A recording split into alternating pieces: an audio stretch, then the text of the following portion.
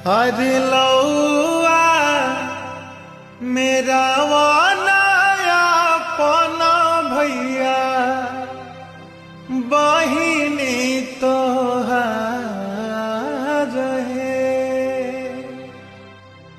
अरे अंगूठा धराए सुंदर दुल्हा सुभाव तो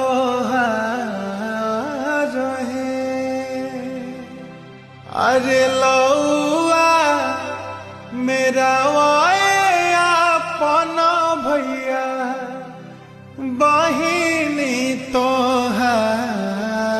रहे।